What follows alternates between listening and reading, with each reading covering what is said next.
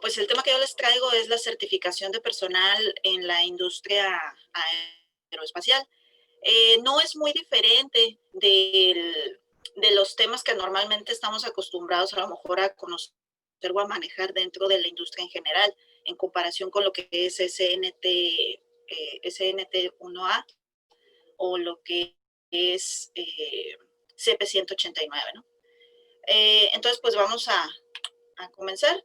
Este es el contenido de la presentación que vamos a ver. Vamos a ver pues el propósito, aplicación, los métodos comunes, referencias normativas, términos y definiciones, lo que es calificación y certificación, examinaciones, niveles de calificación, entrenamiento y experiencia, así como certificación. Lo primero que vamos a ver, lo que es el propósito de lo que es la normatividad europea. Dentro del esquema en el que tengo oportunidad de desempeñarme, que es la cuestión aeroespacial, principalmente se maneja lo que es el BSN 4179 y lo que es el NAS 410, principalmente. Lo que es el BSN, que es en el que tengo la fortuna de estar certificada, es por la cuestión europea. Y lo que es NAS 410 está enfocado a la cuestión norteamericana, ¿no? A la normatividad norteamericana. Prácticamente son iguales, son mínimas las diferencias, pero en el caso de la industria en la que trabajo, que es reparación, nosotros trabajamos para diferentes nacionalidades, tanto para la europea como para lo que es Norteamérica, ¿no? Entonces, por eso manejamos ambas. Y de ahí es de donde ya surgen precisamente los documentos que luego se tienen que bajar, digamos, a piso o a lo que es una práctica escrita dentro de lo que es ya la empresa, ¿no? O el sector aeroespacial.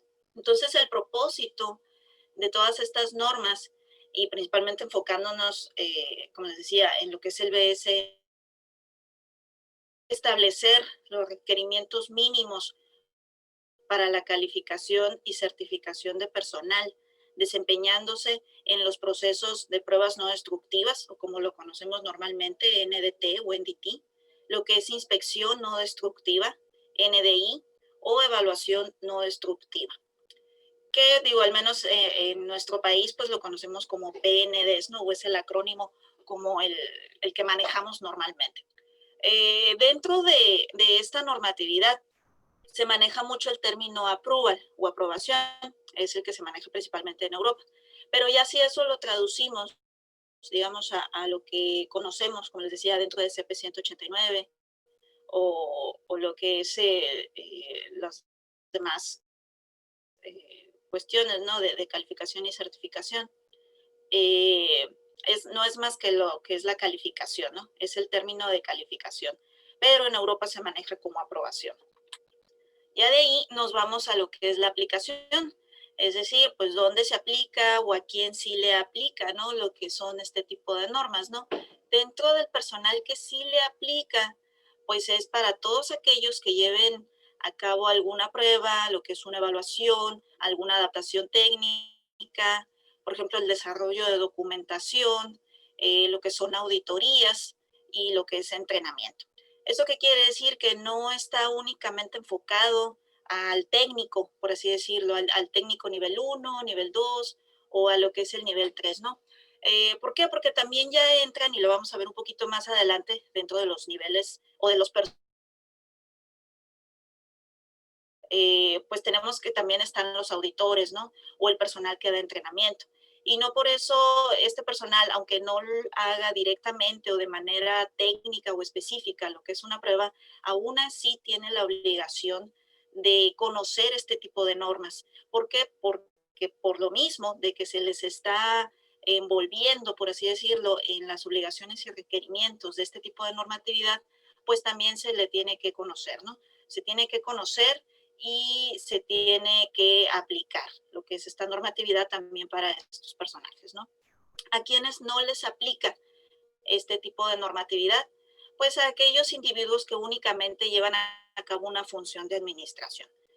¿Administración de qué? Pues administración de personal, puede ser a lo mejor administración de insumos, lo que es una supervisión, por ejemplo, un supervisor de un área de pruebas no destructivas, no tiene la obligación, por así decirlo, de estar certificado o de estar calificado dentro de lo que son este tipo de pruebas, ¿no? O de conocer a fondo lo que es esta normatividad. ¿Eso qué quiere decir? Que pues sí es aceptable y es muy bueno, digamos, que la persona conozca de cuáles son los niveles o cuál es la certificación que debe de tener el personal que tiene a su cargo.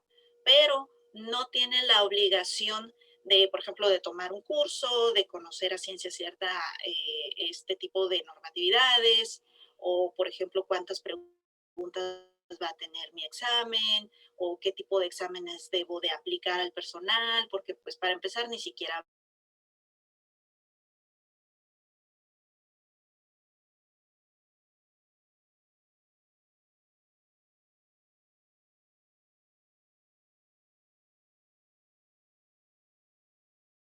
pues tampoco, ¿no? O sea, tampoco va enfocado a que este tipo de personajes conozcan lo que es esta normatividad. Ya después de, dentro de lo que es BSN 4179 y también dentro de NAS 410 nos maneja el concepto de NANDTB. ¿Qué significa esto? Es el acrónimo para National Aerospace Entity Boards.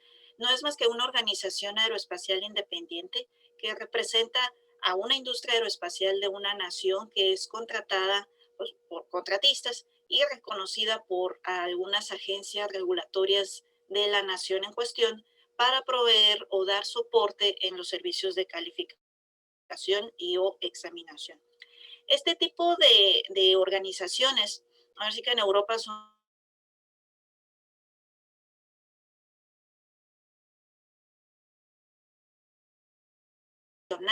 alguna de estas agencias y, y a su vez llevar a cabo todo lo que es el proceso de calificación, entrenamiento, calificación y certificación de tu personal.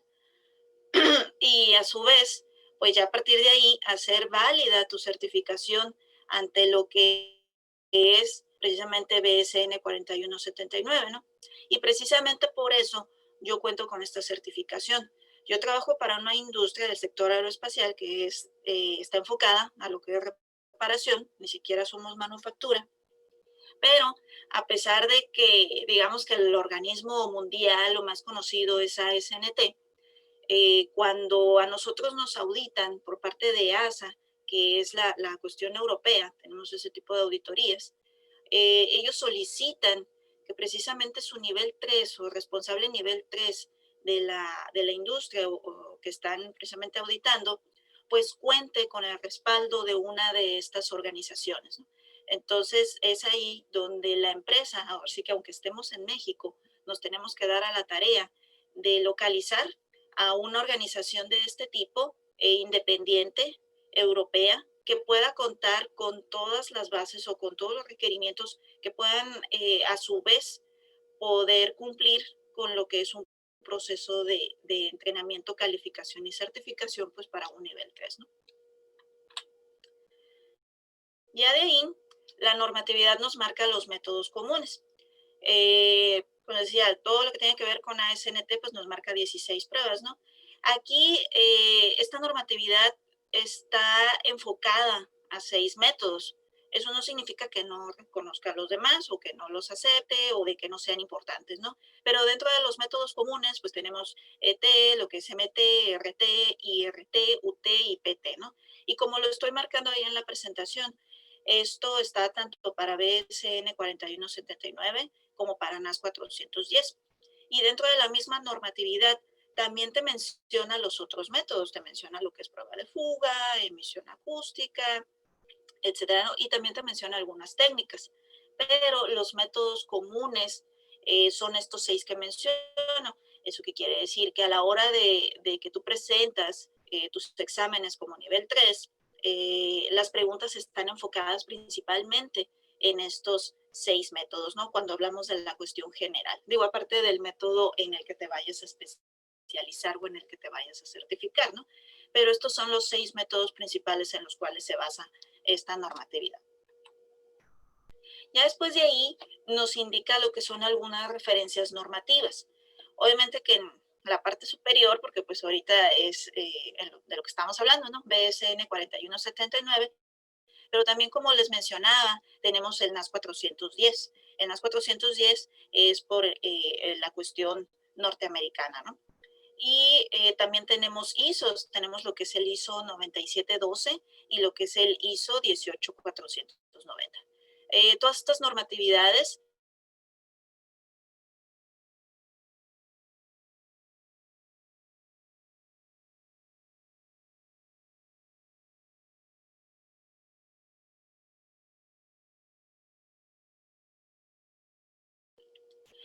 Ahora, la norma maneja varios términos o definiciones, ¿no? Aquí, pues por cuestiones de tiempo, pues solo vamos a ver los más importantes y los que, pues al menos consideré que eran los más críticos, ¿no? Ya si estamos hablando de cuestiones de un esquema de certificación aeroespacial, ¿no? Entonces vamos a comenzar con lo que es la certificación. Lo que es la certificación, pues es un escrito que se lleva a cabo por el empleador de que el individuo ha cumplido con los requerimientos del estándar, ¿no?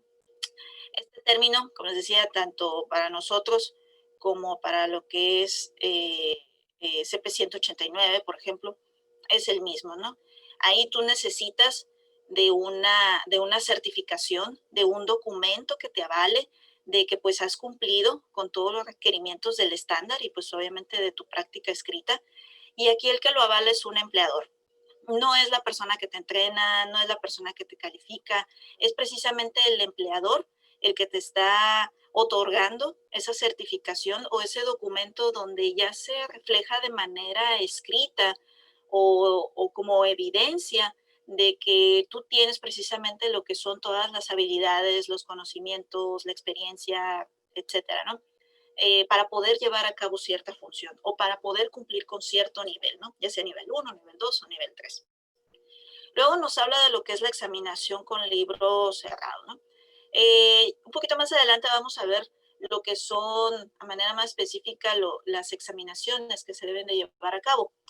Pero dentro de estas, ya en lo que es la cuestión de las definiciones, nos habla de este tipo de examinación.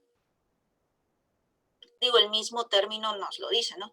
Es un examen que llevas a cabo, pues sin documentación a la mano, ¿no? Ahora sí que sin el acordeón, ¿no? Aquí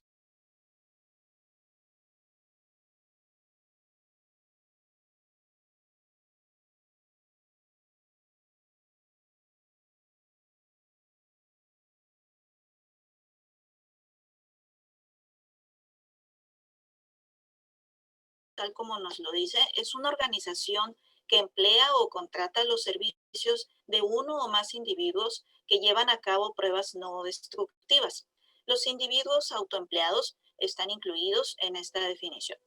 Digo, está muy claro, ¿no? La persona que te está contratando o dueña de la empresa o que funge como representante de la empresa es el que firma precisamente tu certificación, ¿no? Es el que ya dice si está de acuerdo o no. Obviamente que después de haber visto toda la documentación que se debe de manejar en estos esquemas, ¿no? Como evidencia de que has aprobado todos tus exámenes y de que cumples con todo lo que te pida tu práctica escrita interna, controlada y documentada de acuerdo a la práctica escrita. Aquí volvemos a escuchar, ¿no? El término de práctica escrita, eh, documentada para verificar la capacidad visual, habilidad o conocimiento en un método de pruebas no destructivas de un individuo. Entonces, básicamente es un examen, así que pues todos hemos pasado por exámenes. Entonces, aquí también pues se maneja el término de examinación, pero aquí precisamente por el tema o por la cuestión es más controlada, te dice exactamente la cantidad de preguntas, cómo deben de enfocarse, ahora sí que cuál es el objetivo de la examinación, ¿no? Y pues no es como que, criterio libre, ¿no? Por eso nos menciona lo que es la práctica escrita y en ella es donde tú debes de definir cómo deben de ser tus examinaciones. pero tus examinaciones a su vez y tu práctica escrita a su vez no las puedes ahora sí que sacártela de la manga, ¿no? Para eso tenemos este tipo de normatividades en las cuales va a depender el sector en el que te estés desempeñando, es el que te va a marcar la pauta de cómo deben ser tus examinaciones.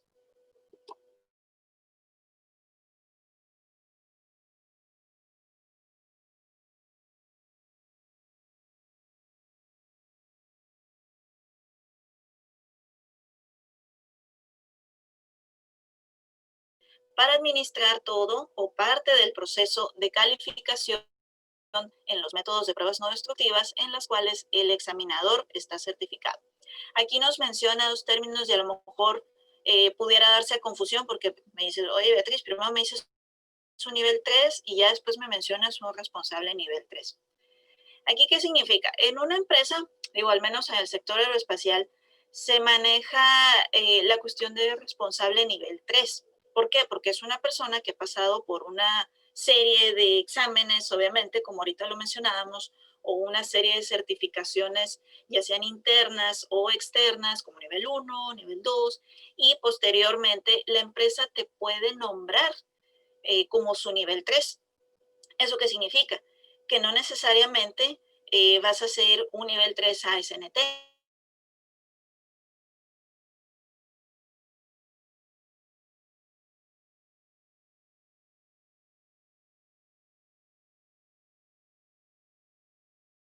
su responsable nivel 3. Pero si por alguna cuestión, pues no te es posible a lo mejor, no sé, estar en la planta, que a lo mejor seas una persona, un responsable nivel 3 corporativo, por ejemplo, que de pronto tengas que estar en una planta y luego en otra, y así sucesivamente. Pero si se te presenta la necesidad de aplicar una examinación de cualquier tipo y pues tú no puedes estar presente, entonces tú puedes nombrar a un examinador. Puedes nombrar a una persona que obviamente que también sea un nivel 3 certificado, ya sea un nivel 3 certificado tanto por la empresa o de manera externa, que pueda suplirte en esos casos en los que tú como responsable nivel 3 no puedas atender dicha examinación, ¿no? Entonces, ¿aquí qué significa? Que pues sí, puede ser un nivel 3, pero obligatoriamente tienes que ser validado o aprobado por el responsable nivel 3.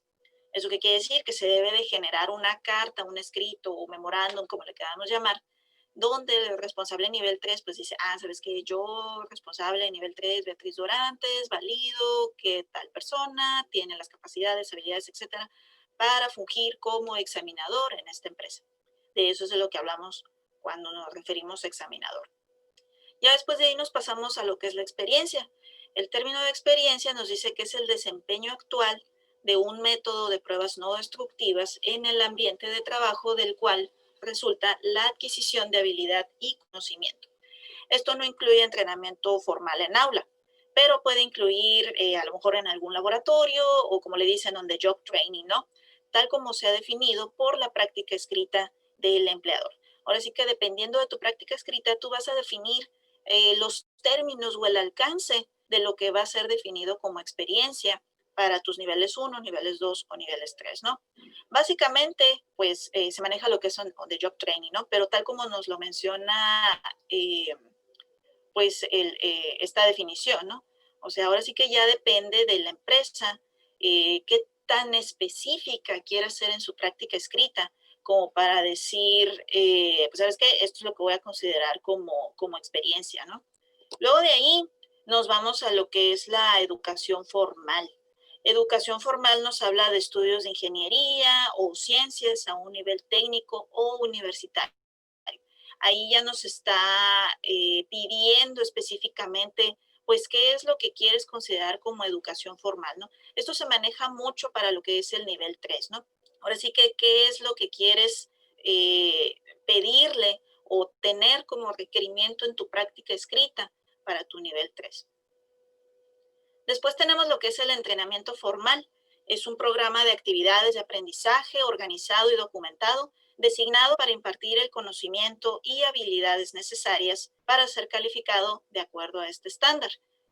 Un entrenamiento formal debe ser una mezcla de entrenamiento en aula, práctico y autoaprendizaje, aprobado por el responsable nivel 3 o examinador.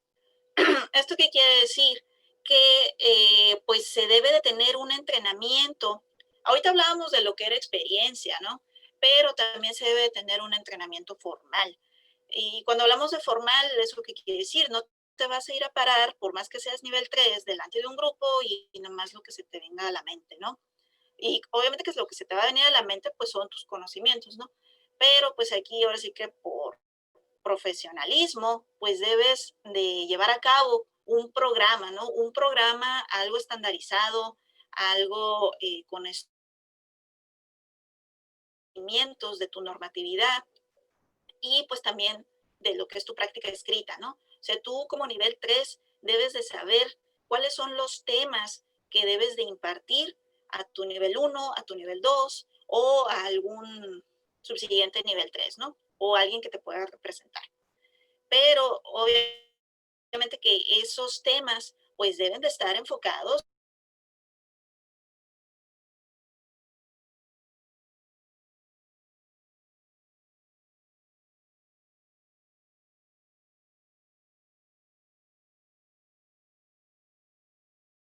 debes de impartir a dichas personas, pues también debe de estar documentado, debes de contar pues con una presentación, con un esquema, con documentación que tú le puedes impartir o entregar a esas personas que toman dicho entrenamiento, ¿no?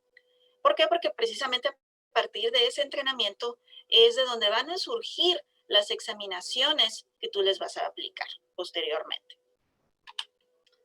Ya después de ahí nos vamos a lo que es la examinación general. Dentro de lo que son todas las examinaciones, pues tenemos lo que es una examinación general. Es una examinación escrita y debe de enfocarse en los principios básicos y teoría de un método de NDT. Lo que es la examinación general, al principio hablábamos de lo que era una examinación a libro cerrado, es esta precisamente la que se aplica. Es una examinación. Ahí la persona debe demostrar pues los conocimientos con los que cuenta, los conocimientos que haya adquirido en aula, obviamente. ¿Por qué? Porque esto está enfocado a la teoría. Como nos lo dice ahí, son los principios básicos. Ahora sí que todo lo que hayas aprendido de un programa estructurado de entrenamiento es lo que tú vas a venir a reflejar. Ahora sí que qué tanto aprendiste o qué tanto asimilaste en dicha examinación. Después de ahí tenemos lo que es formación en el trabajo. Es el entrenamiento en el ambiente de trabajo para ganar experiencia en el aprendizaje de setup de los equipos, operación de los equipos, aplicación del proceso y reconocimiento, interpretación y evaluación de indicaciones bajo la guía técnica apropiada. Aquí ahorita que mencionábamos lo que era la experiencia, precisamente la formación en el trabajo es lo que nos ayuda a adquirir dicha experiencia.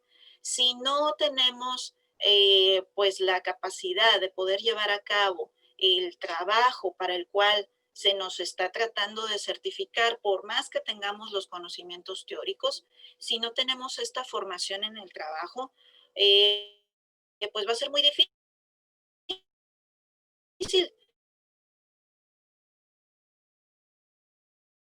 que en verdad después de examinación al libro abierto. Así que lo contrario, ¿no? Es una examinación administrada con acceso a material específico de referencia que es proveído con o referenciado en la examinación. Aquí, a diferencia del examen general, que es al libro cerrado, al libro abierto, pues uno puede pensar, oh, qué fácil, ¿no? Sencillo. Pero la información que se maneja es completamente diferente. ¿Por qué? Porque este examen está enfocado a lo que son códigos, normas, especificaciones, instrucciones de trabajo, etcétera, etcétera, etcétera. ¿Eso qué quiere decir? Son todos los tipos de documentos que tú como nivel 1, nivel 2 o nivel 3 vas a utilizar ya en la práctica. O sea, ya sobre qué documentos tú te vas a referenciar para poder llevar a cabo tu trabajo práctico. No es la serie o cúmulo de conocimientos que hayas adquirido en un aula o en los libros, ¿no? Como mencionábamos, que te habla sobre los principios o sobre la teoría de algún método o de alguna técnica en especial. Aquí es ya evaluar tu capacidad de discernir entre lo que es aceptable y lo que no, o qué información necesitas para poder generar algún documento o alguna instrucción de trabajo, ¿no? Entonces, este examen, aunque es a libro abierto, no deja de ser un poco complejo, ¿no? ¿Por qué? Porque, pues, como les mencionaba, debes de tener la habilidad de interpretar, de evaluar lo que estás leyendo contra lo que se te está preguntando. Después tenemos aprobación operativa. Es un escrito generado por el empleador basado en el alcance de la certificación, autorizando al individuo a llevar a cabo tareas definidas. Dicha autorización puede depender de que el empleador haya proporcionado capacitación específica para el trabajo o la tarea. Digo, igual, ¿no? Es algo similar a lo que es la certificación, que también te la da tu empleador, pero pues aquí depende de qué tanto es el alcance, qué tanto necesitas que haga tu personal en cuestión operativa, ¿no? Y pues aquí, como lo menciona, es una aprobación. Es una aprobación para de que vas a hacer hasta aquí y no puedes sobrepasar este límite, ¿no? Un ejemplo, por ejemplo, obviamente que lo que es líquidos penetrantes siempre se necesita una prelimpieza, un prelavado, y no necesariamente lo que es el prelavado lo tiene que llevar a cabo tu nivel 1 o tu nivel 2. Puede darse el caso de que tengas algún operador o algún técnico que, pues, que sea pues, ciertamente habilidoso y tú le puedes dar la aprobación operativa para que lleve a cabo única y exclusivamente esa labor. ¿Y por qué lo menciono? Porque al menos dentro de nuestra empresa, lo que es la cuestión del prelavado está dentro del área de líquidos penetrantes, no es un área independiente. Entonces se considera como, o anteriormente se consideraba de que solo el nivel 1 debe de llevar a cabo la cuestión de prelavado. Y no necesariamente, aquí la normatividad nos está dando este término y ahora sí que pues nos está dando cierta opción a de que puedas llevar a cabo este tipo de aprobación, ¿no? Después de aquí tenemos lo que es la examinación práctica.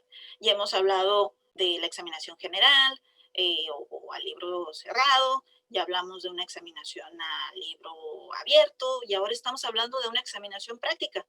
Es una examinación para demostrar la habilidad del individuo para conducir un método de NDT o pruebas no destructivas usado por el empleador.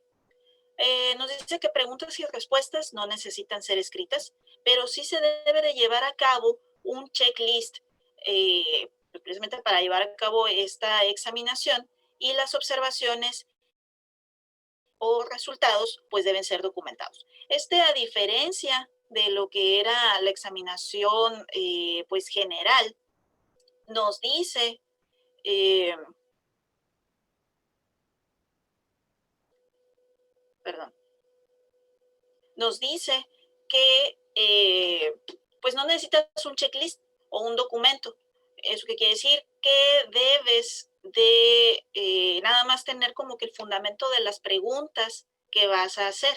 Cuando me refiero que no debes de tener un checklist, a diferencia del general o del libro abierto, que pues sabes que debo de tener cierta cantidad de preguntas, entregas un documento, aquí no, aquí es en cuestión práctica. Entonces aquí tú tienes la opción de ver, ¿sabes qué? Yo sé cuáles son las cuestiones que debo de evaluar, pero debo de tener algún documento de referencia y no debo de estar escribiendo exactamente, le voy a preguntar esto, le voy a preguntar esto otro, sino de manera general, cuáles son los conocimientos prácticos que tú necesitas ver en el empleado para poder evaluarlo, ¿no? Ya después de ahí tenemos lo que es la calificación. Son las habilidades, entrenamiento, conocimiento, examinaciones, experiencia y capacidad visual requerida al personal para desempeñar propiamente y de acuerdo al nivel designado. Al principio mencionábamos lo de aporte de lo que es la cuestión europea y es lo mismo que esto, es una calificación, ¿no? Pues aquí obviamente que pues no puedes desempeñar o no deberías de desempeñar cierta labor o llamarte nivel 1, nivel 2, nivel 3 si no cuentas con este tipo de aprobación o de calificación, ¿no? ¿Por qué? Porque pues es el cúmulo, es la suma de esas habilidades, entrenamientos o conocimiento, como nos lo menciona ahí, ¿no?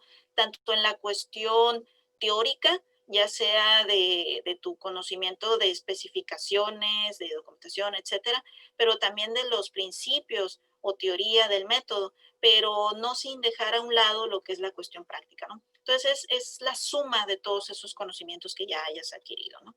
Y pues obviamente que si tienes esa calificación, pues se espera que cumplas con un desempeño esperado. Ya después de ahí tenemos lo que es la examinación específica, que es la examinación escrita para determinar el entendimiento de procedimientos de operación, códigos, estándares, conocimiento del producto, técnicas de prueba, equipo y especificaciones para un método de pruebas no destructivas usado por el empleador. Ya habíamos mencionado lo que era la examinación al libro abierto y pues es esto, ¿no? Es una examinación específica. A libro abierto y específico, cuando escuchamos esos términos, es exactamente lo mismo. Y como nos dice ahí, es ver qué tanto entiendes tus procedimientos de operación. ¿Por qué? Porque puede darse el caso de que dependiendo el producto, por ejemplo, en el que vayas a llevar a cabo tu inspección, pues puede ser que de un momento a otro cambie o que lleguen productos nuevos. Entonces, tú debes de tener la habilidad como nivel 1 o como nivel 2 de poder leer y en verdad entender, asimilar y llevar a la práctica todo lo que te indique tu documento, ¿no? ¿Por qué? Porque pues si no lo comprendes, si no tienes esa habilidad, pues entonces es muy probable que vas a llevar a cabo o un proceso o una evaluación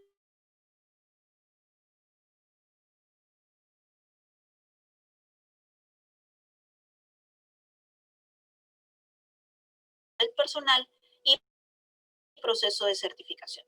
Aquí lo que es la práctica escrita no es más que, digamos, bajar a lo que es tu empresa, todo lo que tú hayas entendido, asimilado y que necesites de lo que es este tipo de normatividades. Tienes este tipo de normatividad, la tienes solamente como referencia. Esto no puedes venir y querer así ponerlo tal cual en tu empresa, ¿no? Como una práctica escrita. Tú debes de saber, tú como nivel 3 debes de saber cuáles son las necesidades de tu empresa y cómo debes y puedes adaptar este tipo de documentación a lo que día a día estás haciendo. Hablando de la práctica escrita, pues la práctica escrita debe de contener cierta información, ¿no? Ahora sí que no es un escrito libre, ¿no? Hay ciertos requerimientos o pautas mínimas a seguir, ¿no? Y dentro de ellas, pues ahí el esquema nos marca que debes de tener lo que son los niveles de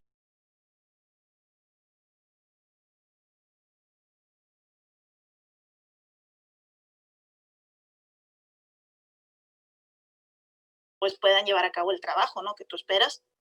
Lo que es el entrenamiento y requerimientos de experiencia, ya ahorita de manera teórica a lo mejor estuvimos hablando de eso, de cómo debe de llevarse a cabo un entrenamiento y también lo que es la experiencia, ¿no? Lo que es el registro y almacenamiento de que pues de todas esas evidencias, porque imagínense la cantidad de evidencias que se deben de generar si hablamos de diferentes tipos de examinaciones, de cuestiones prácticas, de cómo demostrar lo que es tu desempeño, ¿no? Para poder lograr o llegar a lo que es una calificación y certificación. Lo que es la expiración, suspensión y revocación de la certificación y lo que es tu proceso de evaluación anual. Esos son los puntos mínimos que debe de contener tu práctica escrita, ¿no? Y a su vez, pues esta práctica debe de estar disponible, o sea, la vas a generar, la vas a escribir y pues debe estar disponible para que cualquier persona en tu empresa o en tu sector, o a lo mejor para un auditor, pues esté disponible y que sea fácilmente entendible.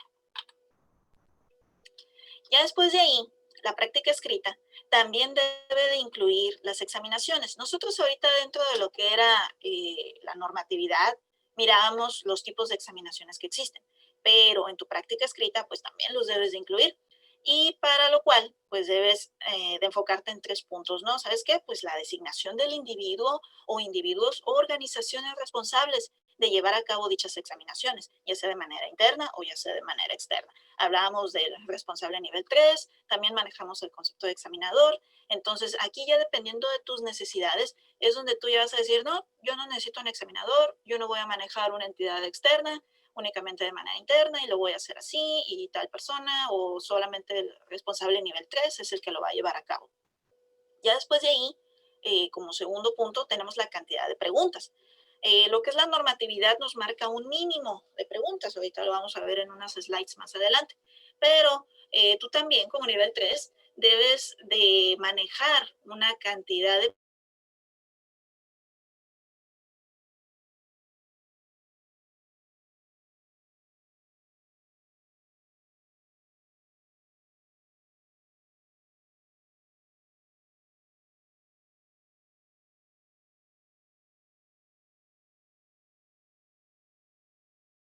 especial, práctica escrita. Estas son las 4 examinaciones que tú debes de incluir, ¿no? Al menos dentro del sector aeroespacial y pues dentro de cualquier otro, ¿no? Si hablamos de la cuestión del examen general, ya lo habíamos mencionado, pues es una examinación a libro cerrado y la normatividad te marca que debes de manejar un mínimo de 40 preguntas. A diferencia del específico, que es a libro abierto y es un mínimo de 30 preguntas.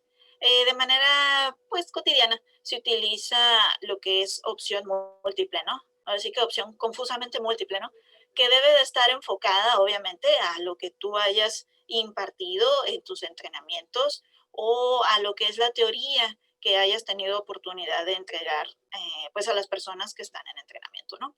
Y hablando del específico, pues también son normatividades o códigos, especificaciones, como ya lo hemos mencionado, que estén enfocados al método o técnica que estés llevando a cabo o que tú necesites que aprenda tu personal. O puedes ir más allá y pues hacer un poco más extenso lo que es tu entrenamiento y no enfocándote únicamente en lo que necesite tu empresa, ¿no? Ahora sí que una formación más completa de tus niveles 1 y niveles 2. Si hablamos de la cuestión práctica, recordemos que esto no es un examen tal cual que la persona debe de llevar a cabo, pero sí se debe de tener algún checklist donde te indique de manera a lo mejor somera cuáles son los puntos que debe de cubrir esa persona, como para decir, oh, sí, tiene la experiencia y la habilidad práctica, ahora sí que lo manual, ¿no? Para llevar a cabo el método, ¿no? Entonces, ahí que evaluamos, pues evaluamos la experiencia y evaluamos el desempeño. Y hablando de experiencia, vamos a ver que existe también una cantidad mínima de horas o específica, ¿no? De horas que se deben de llevar a cabo de práctica para poder, digamos, avalar lo que es el conocimiento o desempeño práctico. Y ahorita mencionábamos lo que es la cuestión visual. Aquí en la cuestión visual son examinaciones que se le hace de manera visual o física al empleado para ver o constatar que en verdad puede pues distinguir, por ejemplo, colores o que no tiene problema con visión cercana, ¿no? ¿Y esto por qué es importante? Pues porque recordemos que a final de cuentas estas son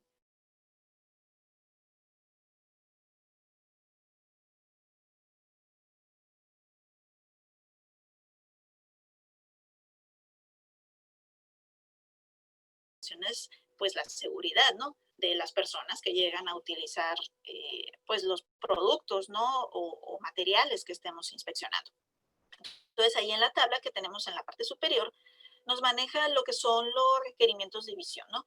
Hay diferentes tipos de examinaciones que se deben de aplicar.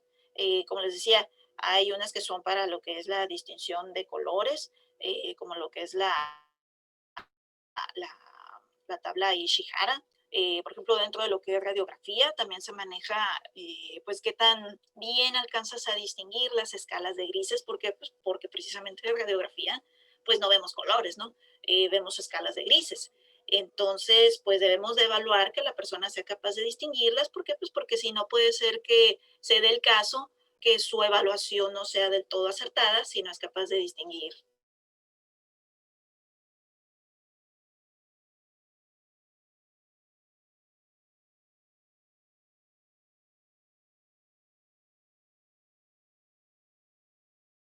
lo que es la visión, ¿no? De la persona.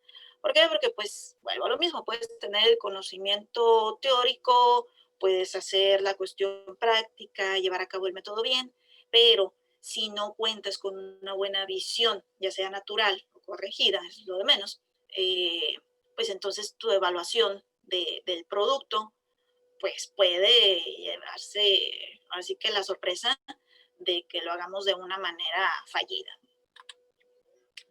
Y hablando de examinaciones, pues tenemos puntuaciones, ¿no? Como todo, hay normas, ¿no? Entonces, la puntuación mínima en todas las examinaciones es del 70%. O sea, ya sea práctico, ya sea general, ya sea específico, tienes que obtener al menos un 70%. Pero ahora sí que empiezas tú a jugar con tus números porque al menos debes de tener un promedio entre esas 3 examinaciones del 80%. O sea, puedes sacar 70, pero pues en las otras examinaciones, pues ahora sí que debes de tener una mejor calificación o un mejor score para obtener este promedio de 80, ¿no? Que nos pide la normatividad. Ya después de ahí nos menciona lo que es la reexaminación. En el caso de que la persona no haya aprobado algún examen, supongamos el general, vamos a suponer que no se aprobó el general.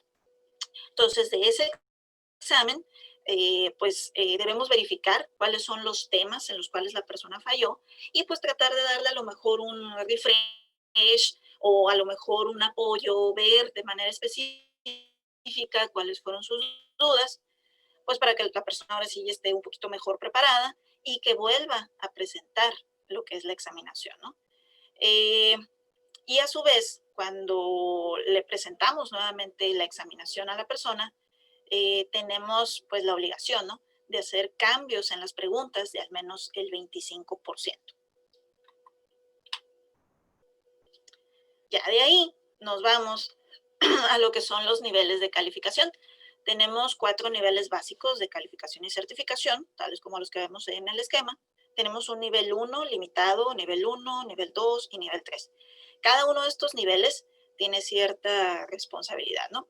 Dentro de lo que es el nivel 1 limitado, pues es como algo similar a un trainee, ¿no? Únicamente está enfocado a llevar a cabo lo que son las cuestiones de procesamiento de material, ahora sí que lo que es la cuestión inicial del proceso de la prueba no destructiva, pero para que obtenga también este nivel de calificación, también se le aplican las examinaciones que ya habíamos visto. Obviamente que en un menor grado, ¿no? O no tan exigente, a lo mejor como a un nivel 1 o como un nivel 2. ¿Por qué? Porque es un nivel 1 limitado. Ahora sí que ya depende de las necesidades de la empresa y diga, no, ¿sabes qué? Puedo tener varios niveles 1 limitado. ¿Por qué? Porque el entrenamiento va a ser más sencillo, los exámenes van a ser más sencillos, a diferencia de los otros niveles, ¿no? Al menos de manera personal, en la empresa en la que laboro, no contamos con lo que son niveles 1 limitado porque pues verdaderamente no los consideramos necesarios, ¿no? Pero ahora sí que los niveles más importantes, ¿no? Por así decirlo, lo que es el nivel 1, el nivel 2 y nivel 3, pues eso sí los manejamos de manera estándar, ¿no? Y están reflejados en nuestra práctica escrita interna. Lo que es el nivel 1, pues sus responsabilidades, obviamente, que es llevar a cabo lo que es todo el procesamiento, debe de conocer lo que son los setups o cómo llevar a cabo los setups de los equipos con los cuales se está llevando a cabo dicha prueba no destructiva, dependiendo de la que esté desempeñándose. Debe ser capaz de leer sus instrucciones de trabajo para llevar a cabo lo que es el proceso y a su vez debe de seguir la guía de su nivel 2 o de su nivel 3. Lo que es un nivel 2, pues sus responsabilidades, además de contar con el conocimiento, ser capaz de poder interpretar, como ya hemos visto en la examinación específica, todo lo que sean códigos, normas, estándares, manuales, etcétera, que tengan que ver con la evaluación del producto que está inspeccionando. ¿Por qué? Porque el nivel 2 ya está enfocado en lo que es la evaluación o inspección de su producto, ¿no? Entonces, por eso debe de ser capaz de conocer todas las normatividades, toda la documentación relacionada, ¿no? Pero a su vez, pues también tiene la responsabilidad de poder guiar a los niveles 1 en su trabajo diario, ¿no? O detectar áreas de oportunidad en los niveles 1. Y pues ya el nivel 3, ya cuando hablamos del nivel 3, pues ya debe haber pasado por todos estos niveles, ¿no? Tanto en la cuestión teórica como en la cuestión práctica, pues ya debe de conocer de nivel 1, nivel 2, pero además debe de ser capaz de interpretar a lo mejor documentos de más alto nivel.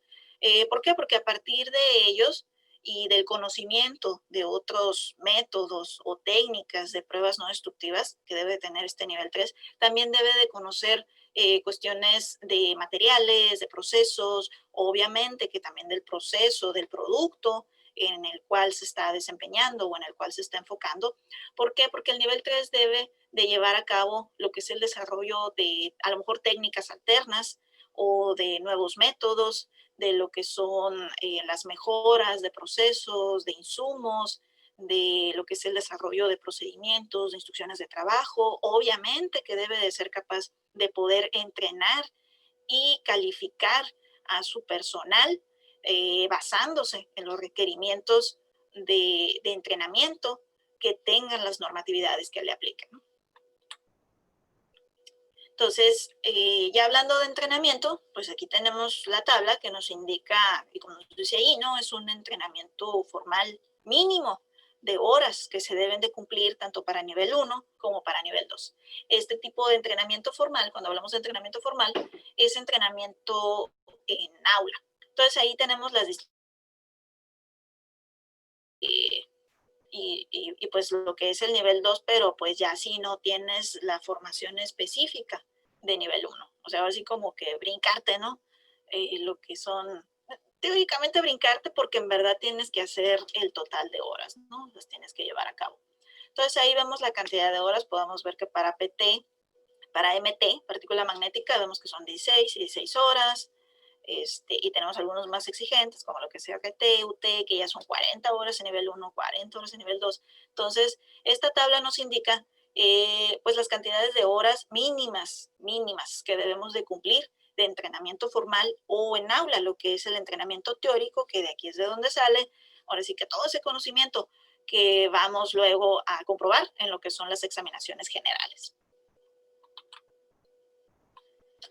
Entonces, los lineamientos del entrenamiento, hemos hablado de que un entrenamiento en clase pues debe de cumplir, un entrenamiento en aula, perdón, debe de cumplir con ciertos lineamientos o factores, ¿no? Entonces, por ejemplo,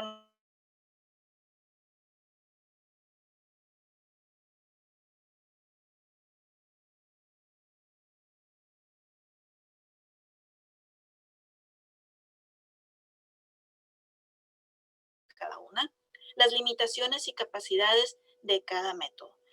¿Esto qué quiere decir? Que no te enfoques únicamente en la técnica que estás llevando a cabo en tu planta. Aquí lo mejor lo es de que trates de cubrir todos los métodos. ¿Por qué? Porque debes de ver cuáles son las ventajas y desventajas, tratar de abrir ese panorama de tus niveles 1 y niveles 2 de qué más se hace en el mercado, no únicamente pues lo que estás haciendo de manera específica, ¿no? Ya después de ahí, otra clasificación pudiera ser equipo. ¿Por qué? Porque debes de mostrarle así que al personal a quien estás entrenando, lo que es la operación y estandarización del equipo, lo que son los controles de proceso muy importantes y lo que son los pasos y parámetros apropiados de procesamiento, así como las normas de seguridad. Recordemos que hay equipos, sobre todo específicamente si hablamos de radiografía, que las normas de seguridad son sumamente importantes, ¿no? Y no nada más en esta prueba, ¿no? Sino en todas, ¿no? Pero pues es un ejemplo, ¿no? Que vino a mi mente. Entonces, es muy importante que no solamente sea, digamos, de que, mira, muévele aquí, hazle acá y nomás no toques eso. Por eso en clase, ya en aula, se debe de enfocar muchísimo el nivel 3 o el entrenador en dar este tipo de cuestiones, ¿no? De manera documentada y, como ya lo había mencionado, de manera estructurada. Ya después de ahí tenemos lo que es documentación, pues ahí ya debes de mostrarles lo que son especificaciones aplicables, códigos, procedimientos de operación o instrucciones de trabajo. También lo que es la evaluación, interpretación y documentación de resultados de la prueba. ¿Por qué? Porque recordemos que tenemos las horas prácticas o de experiencia, pero si no les mostramos en aula cómo se debe de llevar a cabo lo que es la documentación de todo ese trabajo que llevamos a cabo, pues no va a servir de nada, ¿no? Y hablando de experiencia, pues también tenemos una tabla con las horas mínimas de experiencia que se deben de cumplir, ¿no? Ya sea para un nivel 1, un trainee, para, perdón, hablando, un trainee hablando de la experiencia con la que debe de cumplir, un nivel 2 y un nivel 2, pero sin haber cumplido específicamente con las horas de nivel 1, ¿no? Que pues no es más que la suma de, de ambos niveles, ¿no? De nivel 1 y de nivel 2. Entonces, esa es la cantidad mínima de horas que debemos de demostrar como parte de nuestra experiencia o lo que mencionábamos como el on-job training, ¿no?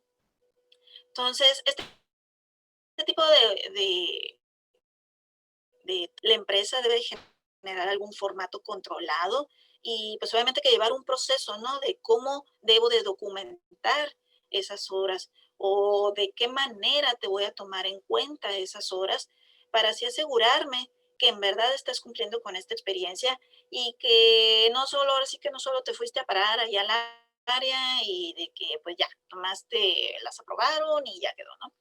Debe de haber una evidencia bien documentada, un procedimiento de cómo llevar a cabo todo este proceso. Y nos habla también de lo que es la experiencia, pero ya para niveles 3. Ya lo que es el nivel 3 no te pide específicamente una cantidad de horas, tal como lo mirábamos anteriormente en la tabla, que te dice nivel 1, tantas horas, nivel 2, tantas horas, ¿no? Aquí el nivel 3, como ya pasó por esa cantidad de horas, por esa experiencia, aquí ya se pide otro tipo de experiencia, ¿no? Aquí dependiendo de tu grado de o de tu nivel de educación, es la experiencia como nivel 2 que te van a pedir. ¿Eso qué quiere decir? Que si tienes, por ejemplo, que si no tienes ningún estudio, por ejemplo, de, como le llaman ahí, de college o de universidad, universitario, pues entonces te va a pedir 4 años de experiencia como nivel 2. Pero conforme va aumentando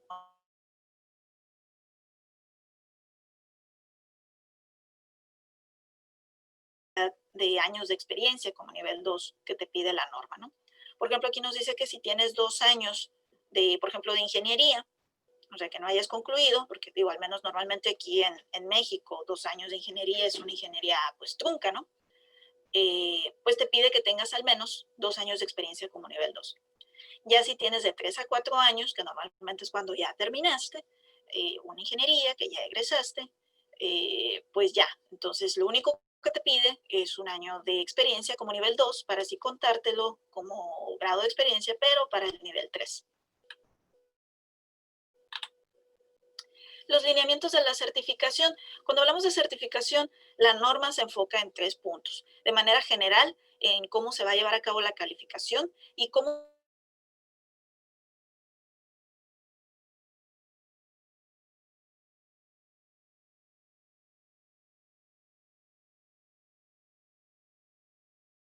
de certificación, pues cuáles son los datos generales que debe de contener tu documento de certificación, pues nombre, la firma del empleador, la vigencia, etcétera, ¿no?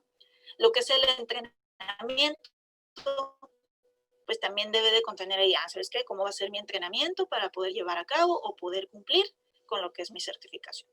Lo que son las evaluaciones, evaluaciones anuales, normalmente se maneja, y lo que es la disponibilidad de los registros. ¿Eso qué quiere decir? Pues dónde van a estar, quién los va a guardar, cuánto tiempo los vas a conservar, van a estar disponibles o no para una auditoría, etcétera, ¿no? Y lo que es el mantenimiento anual. Lo que es el mantenimiento anual para ver o constatar que en verdad estés ahora sí que vigente, ¿no? En lo que es tu prueba no destructiva, que todavía conservas el conocimiento teórico, práctico, específico, etcétera, ¿no? Entonces, por eso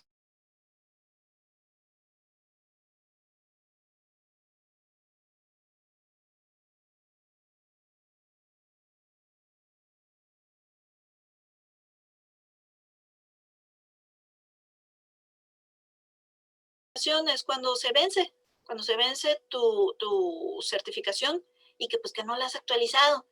Recordemos que la certificación, tal como lo mencionaba anteriormente, tiene una vigencia y eso lo debes de marcar en tu práctica escrita. Entonces, si cumplir esa vigencia, pues como todo, ¿no? Algo que se vence o que se caduca, pues ya no funciona. Entonces, igual aquí, ¿no? Si se expiró tu certificación sin que se haya actualizado, sin que tu nivel 3 te haya evaluado, entonces, pues se expira, ¿no? Luego tenemos lo que es la suspensión. Cuando hablamos de suspensión puede darse por 4 cuestiones, ¿no? Una expiración de tu examen visual, ya hablábamos del examen visual, que también se debe de hacer cada cierto tiempo. Lo que es una falla en tu examen de recertificación. Una cosa es la evaluación anual y otra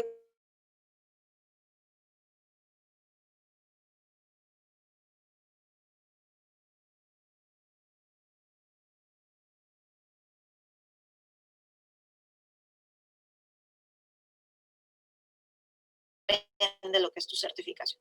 ¿Y cómo se puede o cómo se debe revocar? Pues cuando tienes una falta de ejecución del método por 24 meses, es decir, 2 años, o si se demuestra una conducta no ética o incompetente. ¿Y cómo se devuelve la certificación? ¿Cómo la puedo obtener nuevamente?